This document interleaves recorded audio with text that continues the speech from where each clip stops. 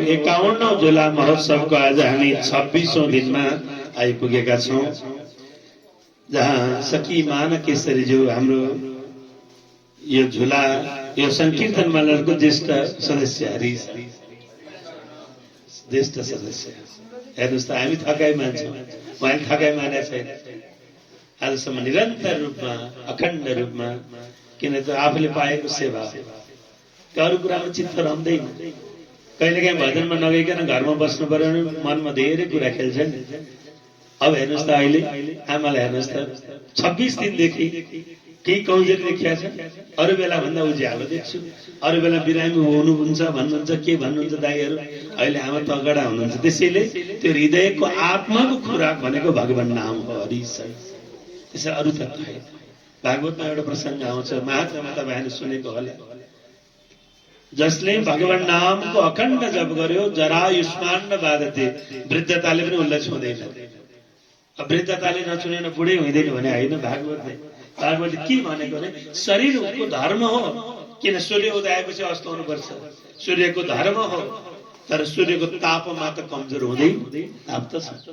त्यस्तै शरीरको धर्म हो, कमजोर होला, तर हृदय सदैव प्रफुल्ल हुनेछ, हृदय सदैव प्रसन्न हुनेछ, हृदय सदैव उमङ्ग साथ रहनेछ। त्यसैले सदैव हामीले भगवानको भजन गर्नुपर्छ।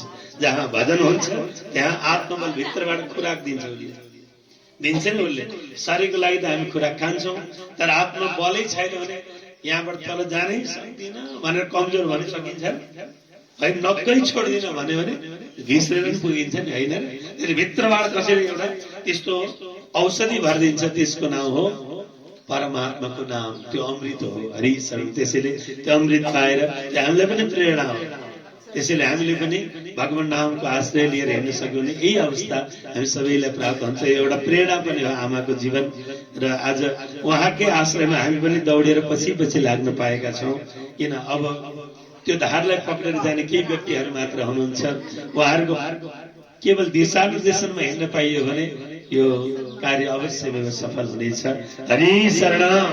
राजा 51 वर्षमा त्यसै आइपुगेको होइन, त्यसै कहाँ आइपुगेको होइन। 51 वर्षसम्म त्याग गर्ने, तपस्या गर्ने, दुःख गर्नेहरू त गर्नु। अहिले त हामी सुखमा छौँ। हेर्नुहोस् त, कत्रो यात्रा गर्नुभयो होला, कति हिँड्नुभयो होला, कति अहिले त भने ठाउँमा गाडीमा सामान पुग्छ। त्यो बेला त अहिले त प्राय घरमा हार्बिन तबल छ। अब पहिला त त्यो पनि थिएन, बोकेरै जानु पर्यो होइन, झोला बोकेरै जानु पर्यो, आफ्नो सारा घरधन्दाहरू सकेरै जानु पर्यो। त्यहाँ गएर धुमधामसँग झोला सक्नु पर्यो, फेरि घरमा फर्कनु पर्यो। सबै ठाउँमा गाडीका सुविधा थिएन, तर त्यो बेला पनि त्यो परब्रह्मको रस धारालाई हृदयमा राखेर प्यासो भएर जसरी हाम्रो अग्रजहरू हिँड्नुभयो, आज त्यो अमृत चाहिँ हामीले पान गर्न पाएको, हरि सही। त्यसैले पछि लाग्यो भनेदेखि कुनै न कुनै समय त्यो अमृत पाइन्छ। त्यसैले त्यो सदैव हामी पछि लाग्न पाऊँ तपाईँहरूकै, र सदैव पछि लाग्यो भने सजिलो पनि हुन्छ। अगाडि लाग्नेले बाटो देखाउनु पर्छ, बाटो भुलिन पनि सकिन्छ। पछाडि लाग्ने भने जता अगाडिको हिँड्छ त्यतै हिँड्दै भयो नि, होइन। त्यसैले सदैव हामीलाई त कस्तो लाग्छ, मलाई त विशेष भने पछि हिँड्न पाए हुन्थ्यो, त्यसो भए त लड्ने डर हुँदैन नि त, होइन। त्यसैले सबैको भक्तहरूको सदैव पछि लाग्न पाइयोस्, यही होइन राम्रो दाइ। त्यसैले हामी अगाडि लाग्ने, हामी त पछि लाग्ने। किन भागवतले भनेको छ, अरूको पछि लागे खस्ने डर हुन्छ, भक्तको पछि लाग्यो भने खस्ने डर हुँदैन। उसले आफू खस्छ तर अर्कालाई काँध थापेर पारी पुर्याएर छोड्छ। त्यो हो भक्तको महिमा, त्यो हो भागवतको महिमा, त्यो हो हरिनामको महिमा। त्यसैले सदैव, त्यसैले त ध्रुवले भनेको नि, भक्तहरूको सङ्गत पाऊँ, भक्तहरूको मिल्दछ जसमा प्रभुको नाम, मिल्दछ जसमा कथा सुधामा चित डुबाऊँ, कथा सुधामा भवसागरको दुःख मिटाऊँ, भवसागरको। ध्रुवजीले आज्ञा भएको स्वयं प्रभुको पाउ पक्रेर भनेको कुरा ध्रुवलाई प्रभुले भन्नुभयो, ध्रुव केही मागेन, ध्रुवको हृदय भयभीत भयो। के मागौँ महादेव प्रभुको पासमा? कुनै वस्तु माग्ने इच्छै छैन, कसरी माग्ने? तर यहाँ एउटा अचम्मको कुरा छ। नारदजीले के भन्नुभयो भेटेर ध्रुवलाई? ध्रुव, तिमी मधुवनमा गएर भजन गर है। तिमीले के गर त्यहाँ गर? ओम नमो भगवते वासुदेवाय भजन गर। यति भने हो गुरुले। त्यहाँ गएर के गर्नु? ध्रुवले भजनै गर्नु, अरू कुनै कर्म गर्नु भएन। जब प्रभुको आगमन भयो, भगवानले जहाँ भगवानको आगमन हुनु बित्तिकै उनको बाणी बन्द भयो। तब भगवानले गएर आफ्नो शङ्खले गालामा छोइदिनु। गालामा छोड्ने बित्तिकै आज ध्रुवले स्तुति गर्नुभयो। अब सम्झनुहोस्, गुरुले भजन गर्न पठाउनु भयो, जब भगवानको कृपा भयो त्यहाँ स्तुति हुन थाल्यो। त्यसैले हामीलाई पनि गुरुको एउटै आदेश हो, भजन गर्नु हरि। त्यसैले हामी स्तुति कहाँ गर्न सक्छौँ? स्तुति हुन त भगवानको कृपा हुनुपर्छ। त्यसैले गुरु र गोविन्दको कृपा नभइकन न भजन हुन्छ, न स्तुति गर्न सकिन्छ, न उपासना गर्न सकिन्छ। गुरुको कृपाले भजन पायौँ, गोविन्दको कृपाले शरण कमलको स्पर्श पाउँछौँ, त्यो अनुग्रह हुन्छ। त्यसैले भक्तहरूको जहाँ सङ्ग हुन्छ त्यहाँ गुरु कृपाको उदय हुन्छ, त्यहाँ भगवत कृपाको उदय हुन्छ। त्यहाँ किन? त्यहाँ भजन हुँदैछ। त्यसैले त्यो भजनको बल, त्यो भजन र भक्तहरूको सदैव पछि लाग्न सकौँ, यो भागवतले देखाएको महामार्ग हो। अब हामी 76औं, 77औं र 78औं अध्यायको श्रवण गर्नेछौँ। हरि शरणम। शिशुपाल सखा साल्वरी साई, शिशुपाल सखा शंकर को तप करी अति, शंकर को पाई बलियों एक विमान, पाई बलियों एक लड़न गयो अनि द्वारवती, लड़न गयो अनि। हेर्नुहोस् त, अब कस्तो दुर्भाग्य छ। यहाँ शङ्करको उपासना गरेछ साल्वले। किन? शिशुपालको मित्र हो, मेरो साथीलाई मार्ने कृष्णलाई नमारिकन म छोड्दिन्छु। उसलाई रिस क्रोध आयो, मेरो साथी शिशुपाललाई कृष्णले मारेको, म त्यसलाई मार्नको निम्ति कसको भजन गरौँ? म शङ्करको, भगवान भोलेनाथको उपासना गर्छु। अब हेर्नुहोस्, के हरि र हरमा भेद होला र? भगवान शङ्कर र कृष्णमा भेद होला? तर आज कस्तो छ प्रभुको लीला, अद्भुत लीला छ। आज भगवानलाई मार्न, भगवान भोलेनाथको तपस्या गर्छ। आज भगवान भोलेनाथले पनि ठिक छ, तिम्रो अभिमानलाई चुरो गर्ने त प्रभुमा होइ बक्सिन्छ, तर तिमी माग्न आयो, मैले खाली हात पठाउनु हुँदैन। के चाहिँ इच्छा माग भनेको? शक्तिशाली विमान चाहियो महाराज भने। ल पायो, जाऊ। के गर्ने? कृष्णसँग युद्ध गर्न। हरि कस्तो दुर्भाग्य छ, कृष्णसँग युद्ध गर्न। आज विमानमा चढेर गएको छु, युद्ध गर्नु भने कहाँ? द्वारकामा युद्ध गर्न भनेर गयो। प्रभुले सुन्नुभयो, भोलेनाथको कृपाद्वारा विमान चढेर साल्लो आएको छ कि युद्ध गर्न। स्वयं प्रभु पनि सवारी भयो, साथमै त प्रद्युम्न पनि गएका छन्। कस्तो होला कि आफ्नो पिताजीसँग युद्ध गर्न आउनेसँग त म पनि जानु पर्यो। स्वयं प्रभुको चाहिँ बलवान हुनुहुन्थ्यो, प्रद्युम्न युद्ध गर्न भनेर अगाडि सवारी भयो। पाई बलियो एक विमान,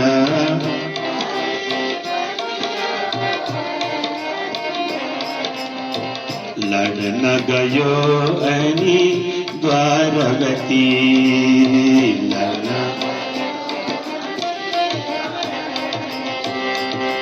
लड्नु भयो गई श्री प्रद्युम्न, लड्नु भयो माया नाना थरी फिजो, माया नाना। आखिर प्रभुले माया काटी, आखिर प्रभुले परिदिनु भो मोह हो, हरिदिनु भो। त्यसको मनत्री विमान गएर, त्यसको मनत्री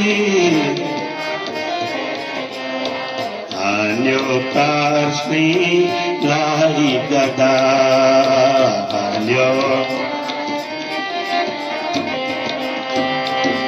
मूर्छा हुनु भो दूर हटाए मूर्छा हुनु भो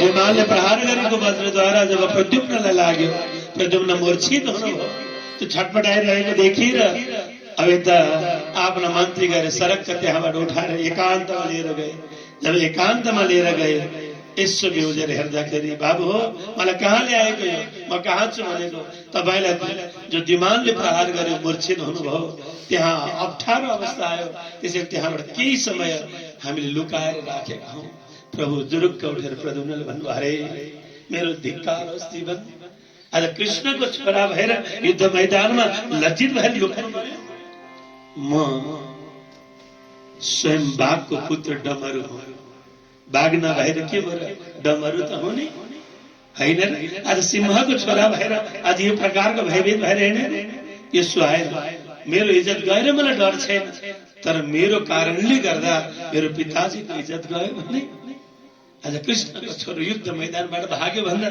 के भयो त्यसैले पिताजीको इज्जतमा ठूलो असर हुन्छ लज्जा लागिरहेको छ कृष्णको छोरा भन्दा त्यसैले ठूलो गल्ती बाबु म युद्ध गर्नेछु म भाग्नु हुँदैन प्रभुले आज्ञा भएको मूर्छित हुनु भो दूर हटाए मूर्छित बेहोजी हुनु भो दिक्क बड़ा बेहोजी हुनु भो श्री हरि शरण श्री हरि शरण श्री हरि शरण उठी पाल भई फेरी प्रद्युम्न उठी पाल भई फेरी मारी दिनो भो द्युमान हरि मारी दिनो भो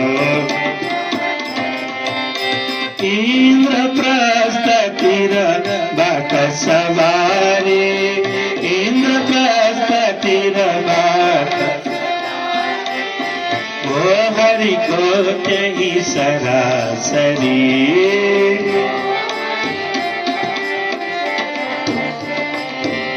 सालवर हरि को पर्यो लड़ाई सालवर हरि को पर्यो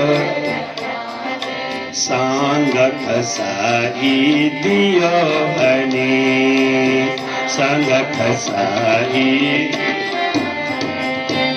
ल्याई सामो श्री वसुदेव ल्याई सामो श्री लाई मारी दियो पनी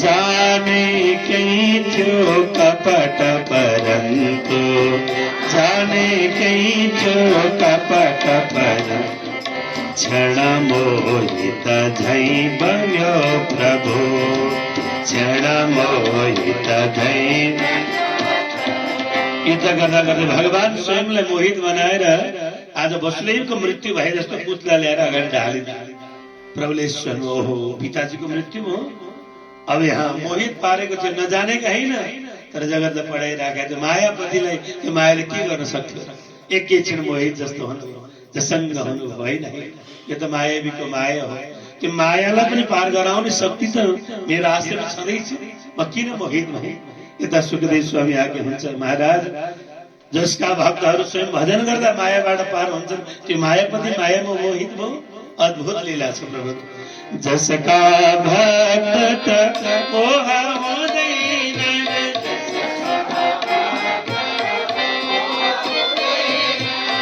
कसरी त्यो प्रभु मोह हुनु कसरी त्यो प्रभु मारे को वसुदेव रहेन छ मारे को वसुदेव रहे केवल माया रहेछपछि केवल गर्दै नाना हरिसँग युद्ध गर्दै नाना चक्रद्वारा गयो तरी चक्रद्वारा हरि शरण हरि शरण हरि शरण शिशुपाल सखा दंत वक्र शिशुपाल सखा विदुरथ आए लड़न भनी विदुरथ आए मारी दिनु मीनु मारे हरिले दिनु निज पद मारे हरिले तेज मिलो हरि साथ अनि तेज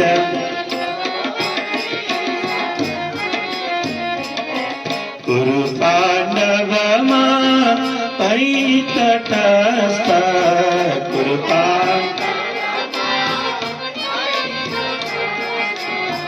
हिँड्नु भयो बल तीर्थ प्रति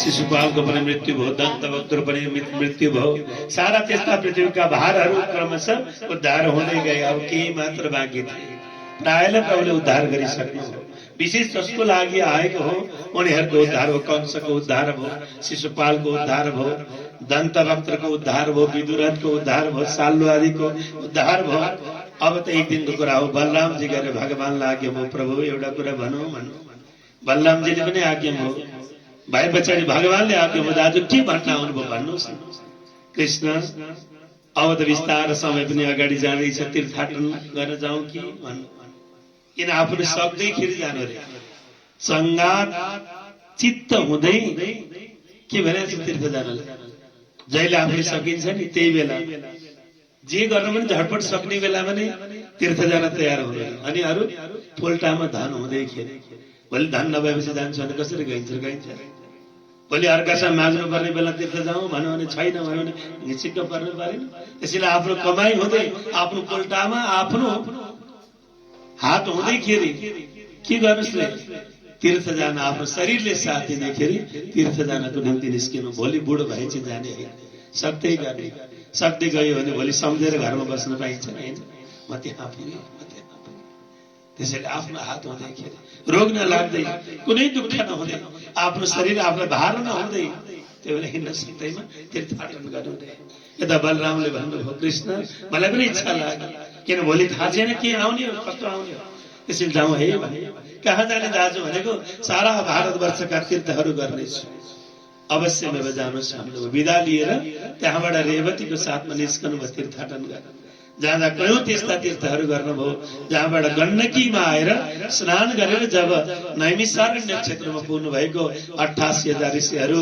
धुमधामसँग भागवतको चरित्र गान गरिरहनु भएको रहेछ भागवत कथा भइरहेको रहेछ तब त्यहाँ पुगे पछाडि सबै उठेर स्वागत गरे तर सुतजी उठ्नु भएन नउठे पछाडि अब आज यता संघर्षले विचार गर्नु तपाईलाई ज्ञान भएर झोक्नु पर्ने अभिमान आयो ल भनेर कुश प्रहार गरेर तक्षणै ब्राह्मणको मृत्यु भयो ऋषिहरूले पुकार गर्नुभयो प्रभु अब कथा कसले सुनाउँछ कथा भनेका व्यक्तिको प्राणान्त हो तब यिनैका छोरालाई ल्याएर पुनः सुत पदमा राखेर कथाको शुभारम्भ पनि गरिदिनु भयो र 1 वर्षसम्म तीर्थाटन गर्दै गर्दै गर्दै आएर पुनः नैमिषारण्य क्षेत्रमा यज्ञ गरेर अवमृत स्नान गर्दै गर्दै अन्तिममा ब्रह्म हत्याबाट पार हुनुभयो महाराज त्यसैले हामी तीर्थ किन गर्ने त बेला बेला मन्दिर किन जाने भने 1 महिनासम्म घरमा बस्यो भने एक दिन भए पनि अनेक गरेर पनि समय मिलाएर भजनमा जानु भगवानको धाममा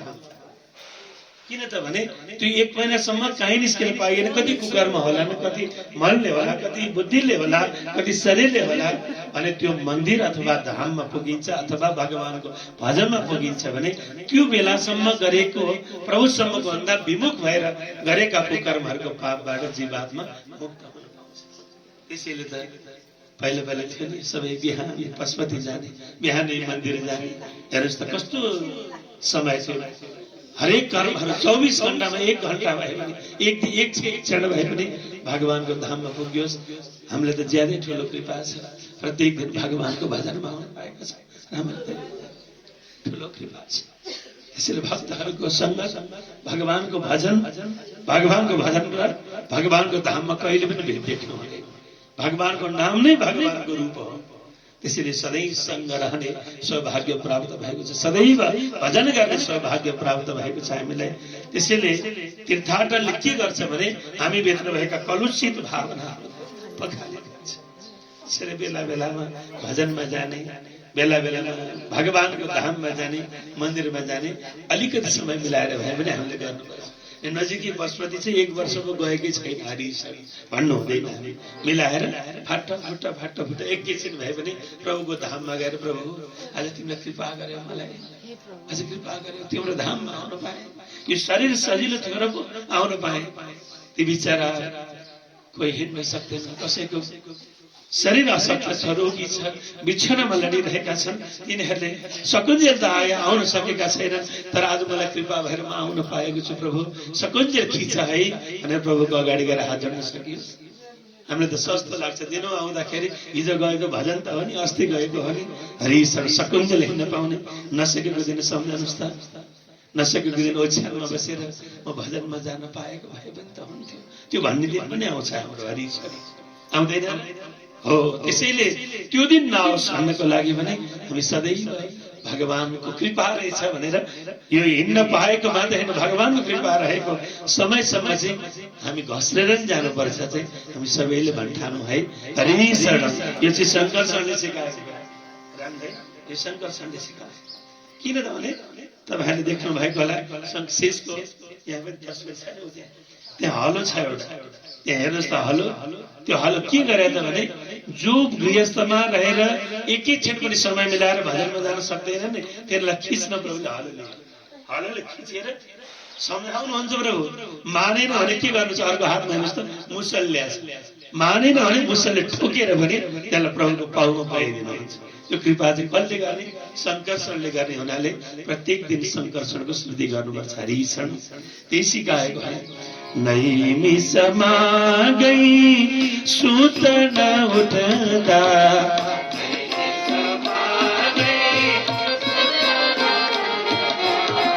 मारे दिनु भो क्रुद्ध भई, मारे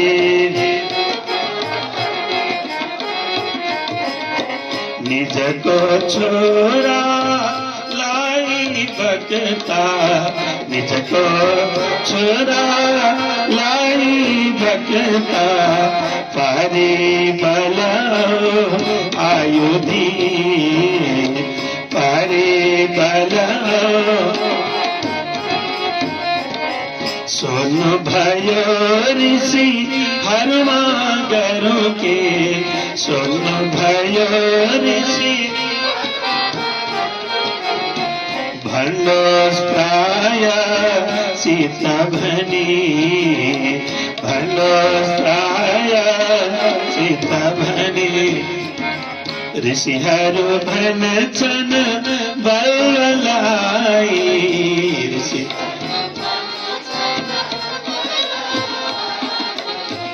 आश्रम दूषित पार्छ अति,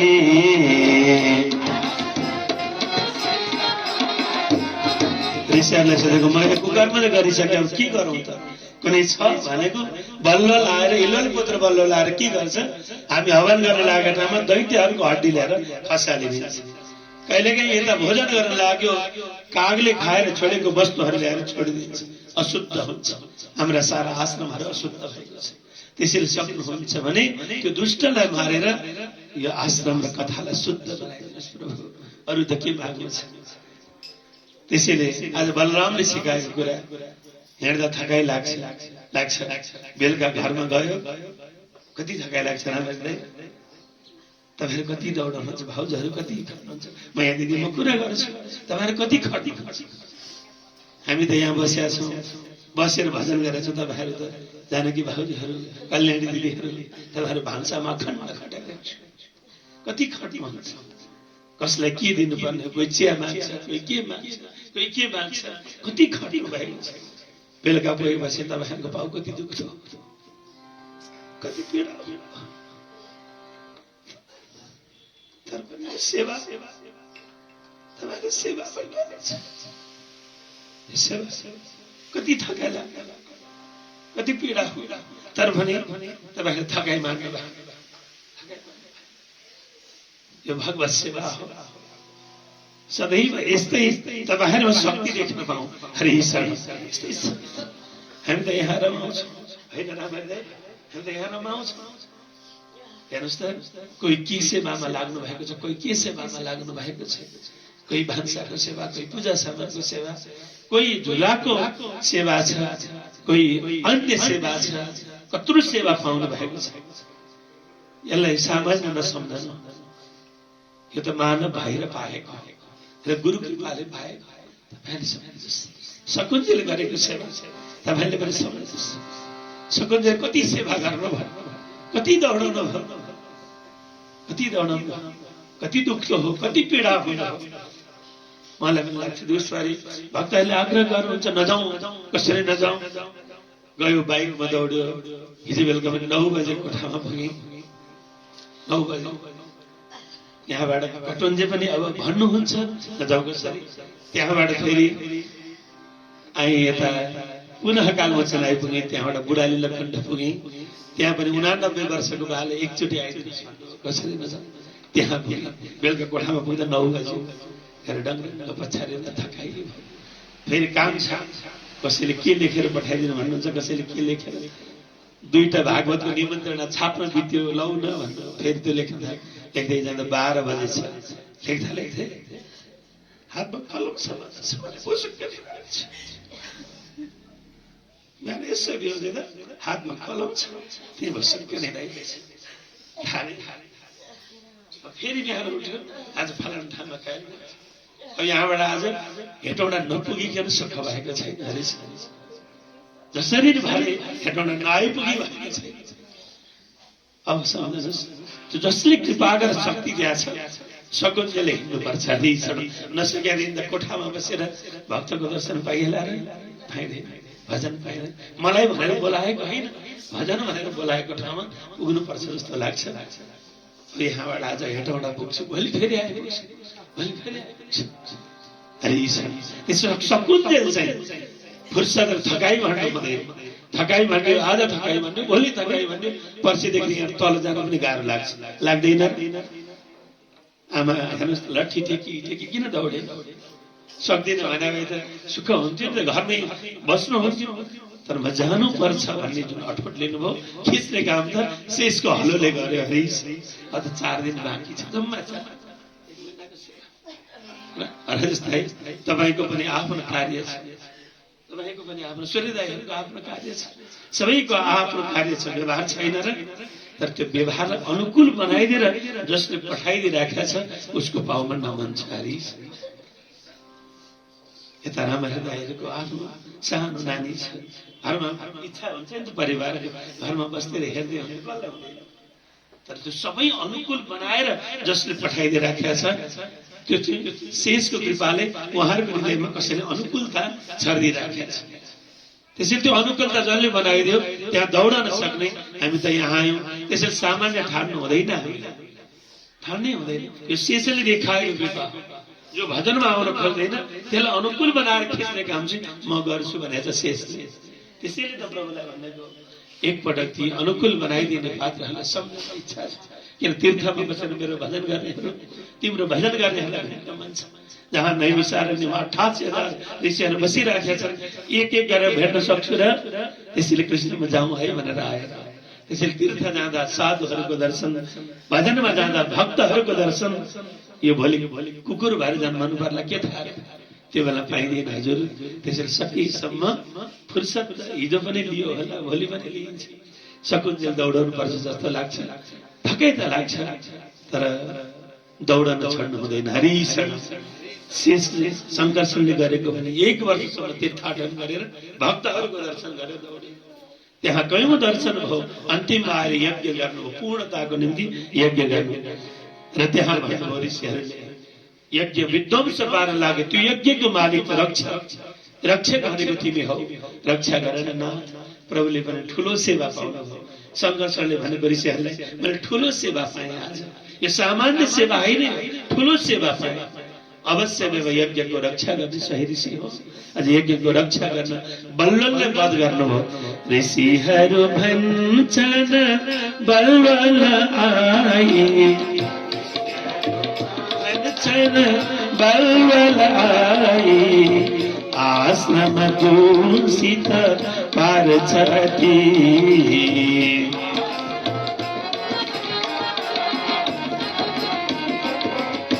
सकललाई मारी तीर्थ, सकललाई घुम 10 वर्षों सम्म डोली, घुम 10 वर्षों सम्म डोली। हरि शरण हरि शरण हरि शरण प्रभु, हरि शरण हरि शरण हरि शरण हरि शरण हरि शरण हरि शरण हरि शरण प्रभु, हरि शरण।